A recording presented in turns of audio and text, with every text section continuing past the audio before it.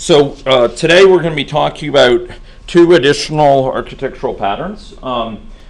And these are patterns that are big features or even dominant features of the landscape right now in terms of software engineering, and will likely become even more dominant in coming years. And the first of them is a technique known as reflection. Okay, and reflection is a technology, a set of functionality that is typically built into languages these days. So if you look at new languages coming out, they typically have significant support for reflection. Examples of this would certainly include Java in more recent versions, but also Scala, also Python, also C#. Many languages you will have heard of, be familiar with, include support for this thing called reflection.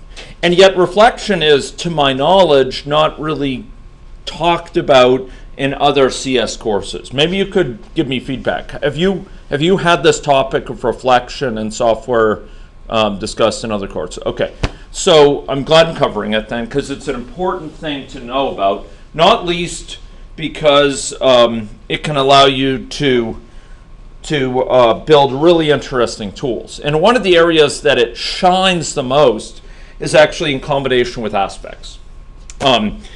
And it allows aspects to kind of discover the structure of the program around them so they can do appropriate things.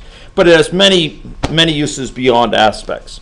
And really it allows for flexibility in a program. Instead of hard coding a bunch of cases that are dependent on the rest of the structure of the program, it allows for discovering that structure at runtime and doing the right thing based on that structure. So let's suppose you wanted to have an aspect that every time you ran Conway's Game of Life would log all the parameters, the parameter assumptions for it. You could have this aspect actually ask the Java runtime, hey, list to me all the variables in this program, and you'd find the ones that are not standard variables but have been added by the user, and you could log each of them.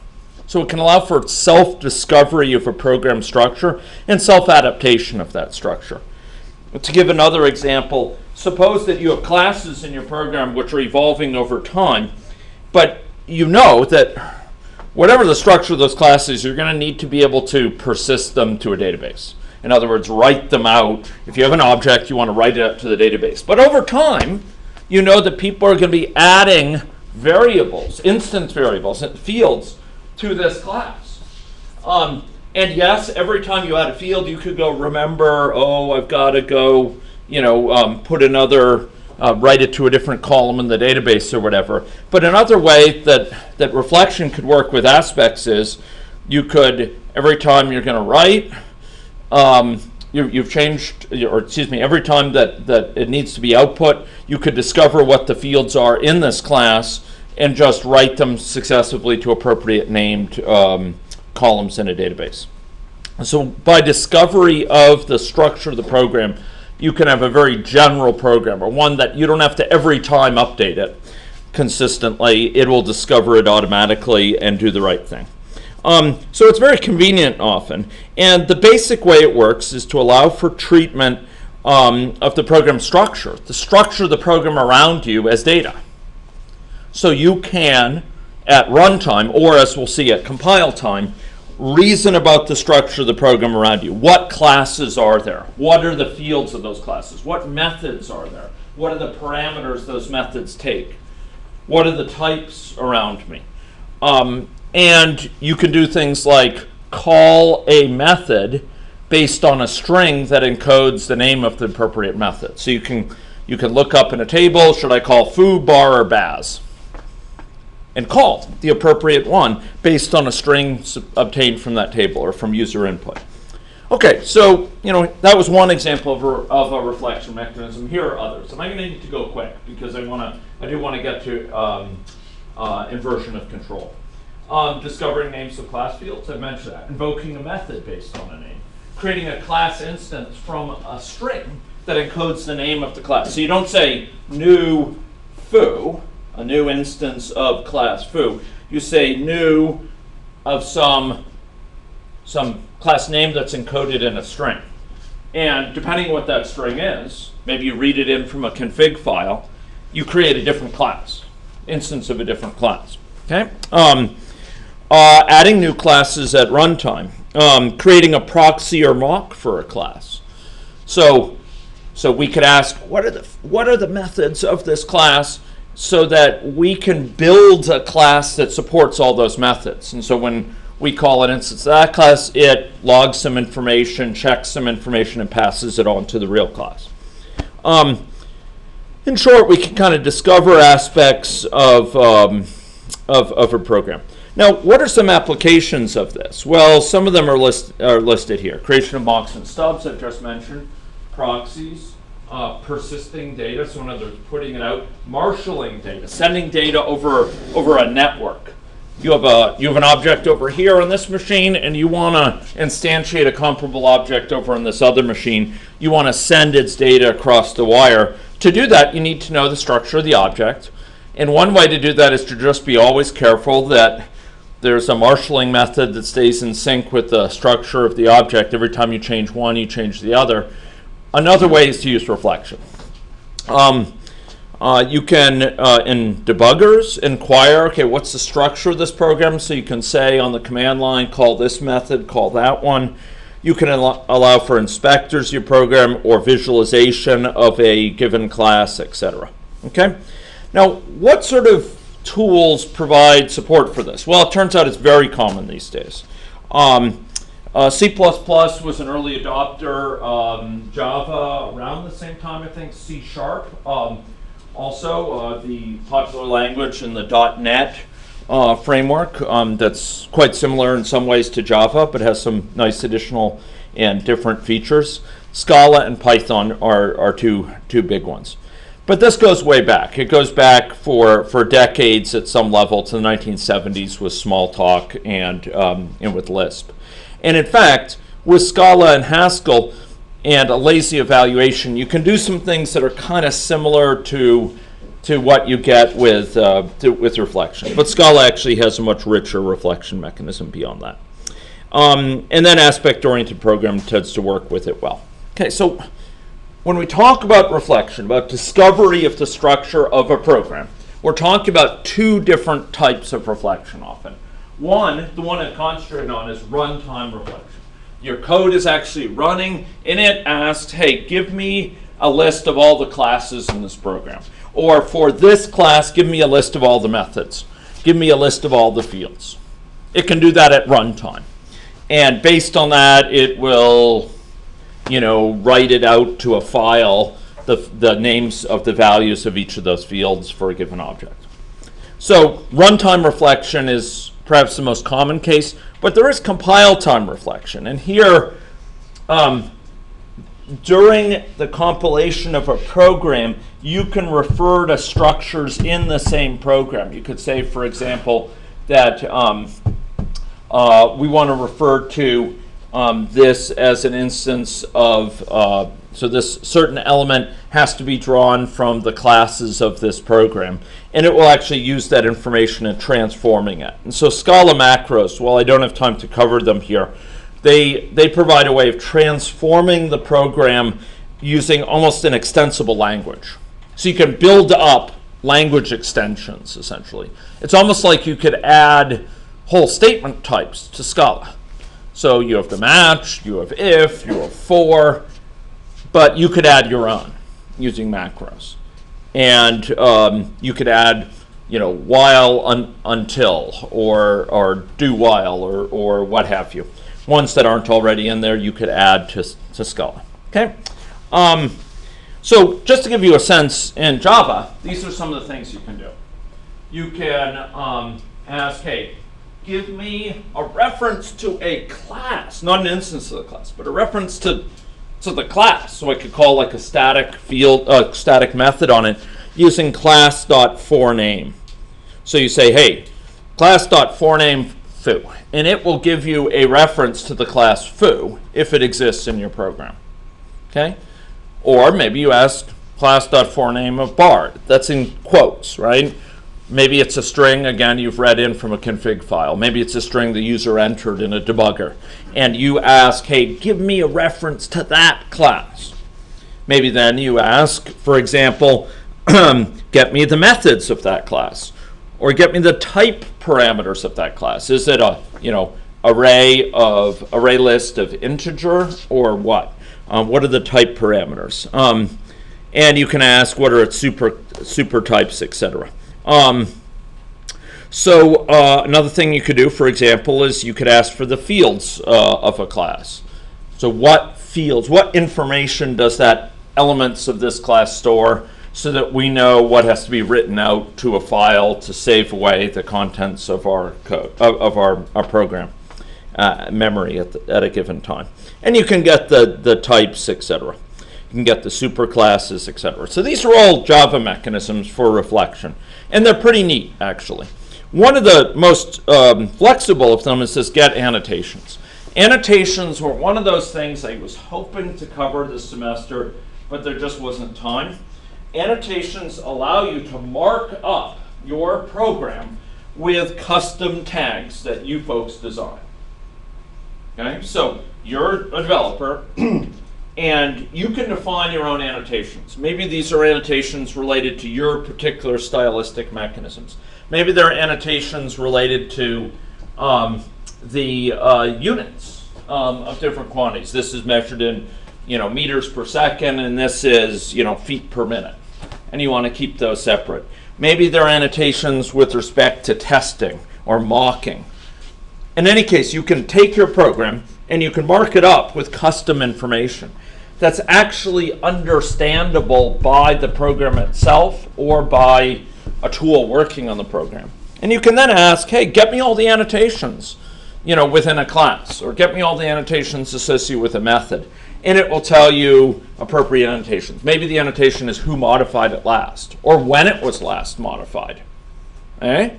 So you want to make sure you're operating on methods that are from the latest release, and so you're going to be doing assertions to make sure this is an up-to-date method or something along those lines. Really useful.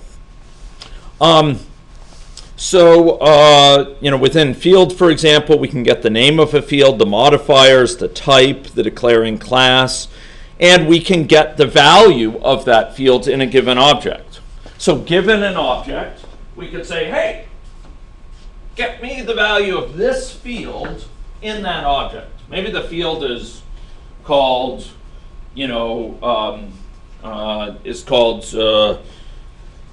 current, and your current value. And you get the value, and it gives you back the value 3. And then you can set the value. At runtime, you could say, hey, for this field, set the value. And the point is that you can do so without hard coding what the field name is. That could be based on a field as specified by the user on the debugger or what have you. And similarly, for a method, you can get the name of the method, you can get the return type, the parameter types, and you can in fact call the method with appropriate arguments. So think about that. In the program, you don't know what method it's going to call ahead of time, but what method it calls might be drawn from looking up in a hash table a certain bit of information. You get back the method. For this value, I call this method. For these values, I call this method. For these values, I call this method. So you look up at runtime, what method should I call? And then you actually call it. Pretty interesting functionality, pretty flexible functionality, and very straightforward. I don't think we have time for this, but I provided some example code that can, for example, list out annotations and obtain, for example, class information here. So if you're interested in how to use these things. And one use of them is to create proxies. Proxies are things that kind of look like they're doppelgangers for a given class. You have there's some class, and you want to create things that look like it for some reason. And one classic use is mock objects. You know, you're going to call these doppelgangers, and they're going to check some things about the variables you're passing to it, whether it's meaningful. They're going to record how many times you've called this, etc. And then they're going to call the actual object, for example. Or maybe just return a fixed value or a random value. So if you're doing testing, mock objects are really useful. And in fact, you'll find a whole set of tools out there, including JMock and Mockito, for Java that use mock objects. And one of the easiest ways to implement it is with Java reflection. So it's another example of useful things you can do with reflection is implement mocking frameworks. Or for that matter, testing frameworks like JUnit, right? JUnit looks for annotations in the later versions that match, have an annotation indicating that this method is to be tested. Older versions look for the names of method which match some string and would use those as test methods. Either way benefits from this sort of interface in reflection, getting annotations, for example, getting the names of each method by calling, for example, get methods, and then for each such method getting the name of it. That's how tools like that can be built that operate on Java program. Okay. And then another thing you can do with proxies is you can, for example, create a proxy for a class, and when you call the proxy, it secretly goes off and calls off to log the information and then passes on the call to the actual method. Or maybe it calls over the network to another machine, which actually does the work. In any case, it can be very useful to create proxies, and you can do them with, you've guessed it, reflection. Okay, so fakes, mocks, stubs, different ways of kind of creating proxies that will help in testing or in building a program. Really easy to build with reflection. Okay, generally, there's sort of distinctions between these fakes return trivial values, often random or identical. Mocks often check certain invariants. They check, hey, am I being called in a meaningful way? Maybe I should only be called once during initialization. Have I now been called twice? They'll check for errors. They'll check the values being passed to me. Are these sane values? And they'll maybe log things.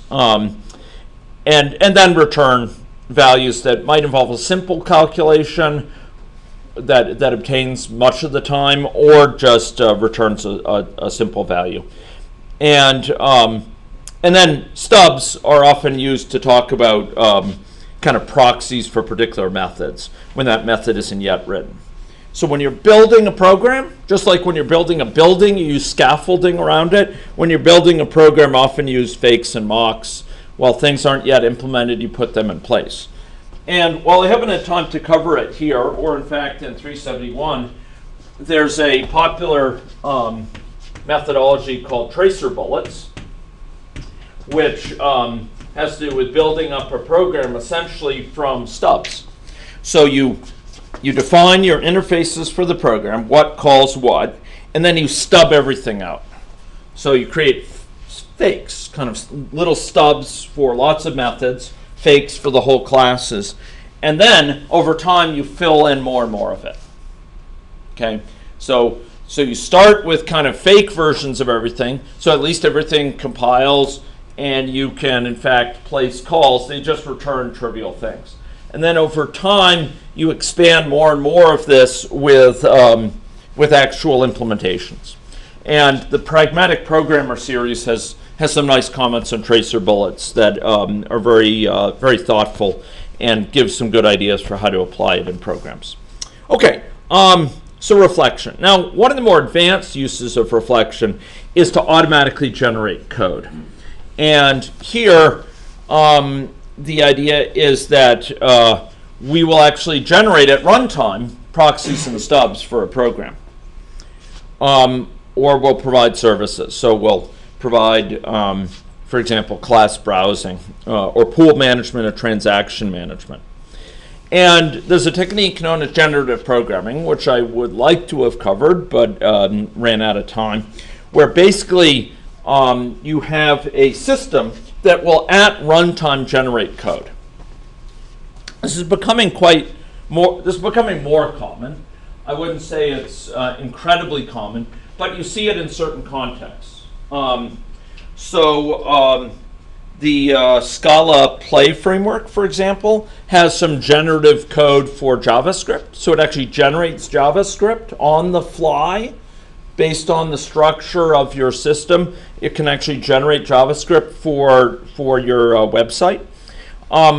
Another use of this is if you want to speed up a program. So if you discover that in the program, you are calling a given method again and again and again with certain fixed parameters. Maybe you're calling it 10,000 times with the first two arguments fixed, only varying the third.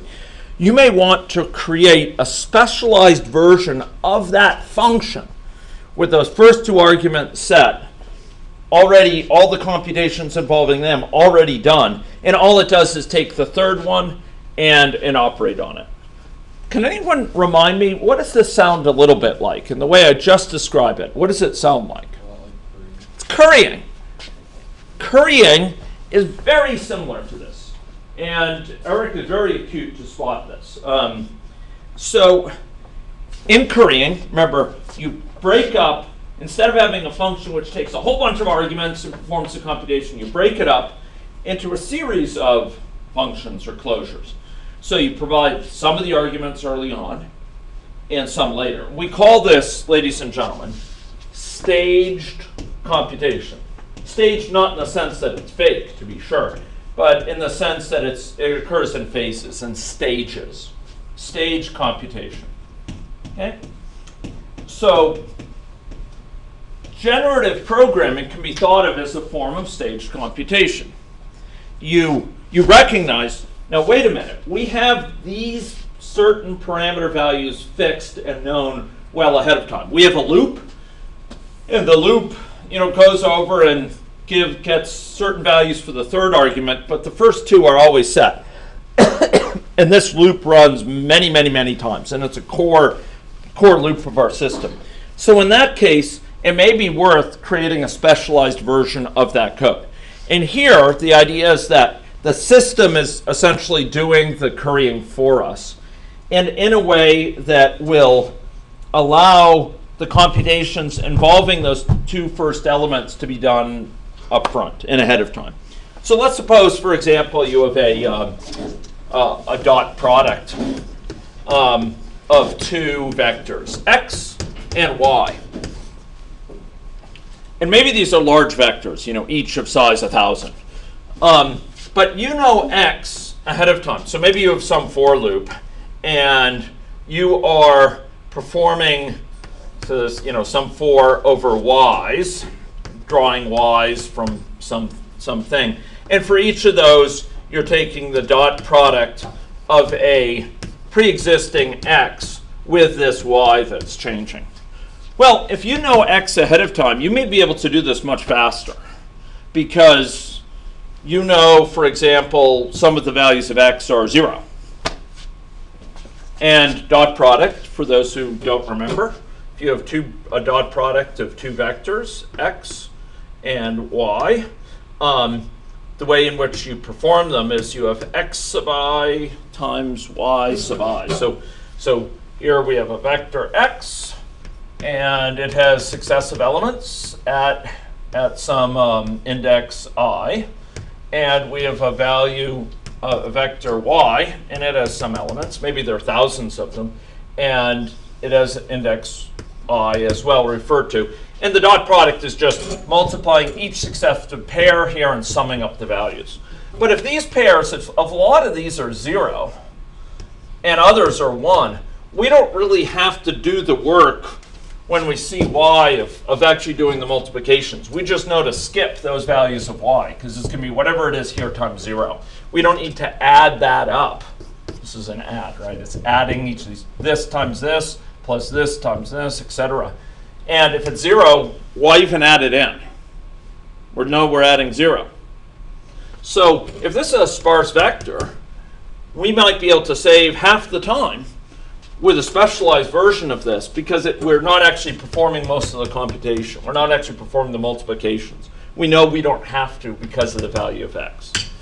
So tools like this for staged computation are becoming more common. And sometimes, if you think about your programs, there's a huge amount of things that are known ahead of time. An example of this would be even if you have a C program, right? There's lots of cases where you may have printf with some known strings, right? And all the whole string is known. The location of the things to be substituted in, the $D and the $S. We know exactly what string we're going to be doing it with respect to. All we don't know maybe is the particular values, X, Y, and Z here that we're going to be substituting in, right?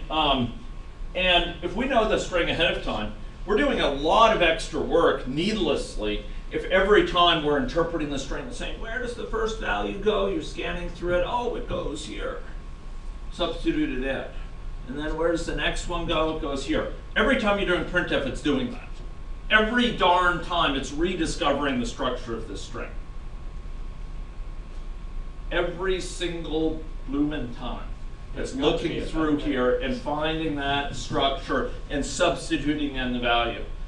And if this is in a loop, I mean, you're needlessly doing a tremendous amount of work just to sort of rediscover the structure over time. So you could create, in principle, a specialized version of printf for this string, which, given these values, it just substitutes it in. It just sets appropriate values in a string, boom, you're done.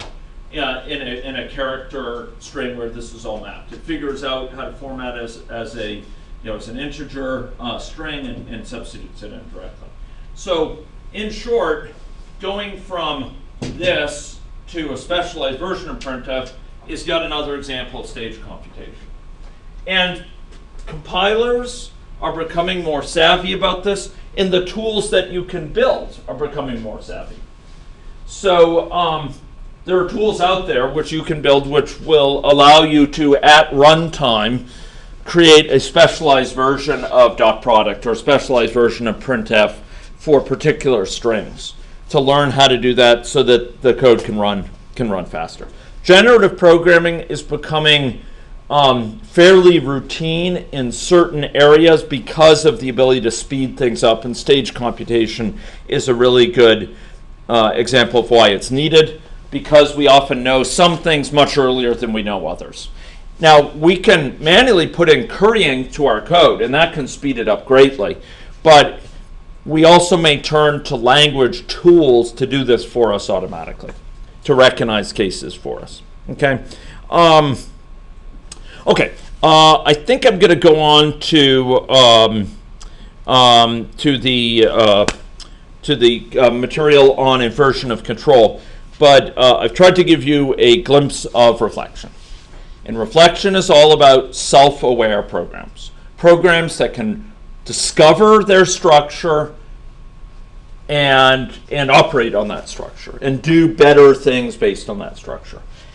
I will just note that aspects, because with aspects, you get the aspect invoked even as the structure of the program evolves, the same aspect can reliably work because it recognizes cases where a certain thing is being called, even if it's with new code written after the aspect was created. It recognizes, oh, you're calling a certain thing there, and it does the right work there. Maybe it starts a transaction. Maybe it persists something to disk. Maybe it logs a message. Maybe it reports something to the user. Maybe it visualizes something. This is going on while the program's running, and even if the program evolves, that aspect is still running. It's robust under evolution of the program. And therefore, ladies and gentlemen, the aspect is not going to be able to count on knowledge of the structure of the program ahead of time. because the structure of the program is evolving even after the aspect is written. It can't be sure, oh, the classes are only X, Y, and Z, or the methods in those classes are only these, or the fields in this class are only those.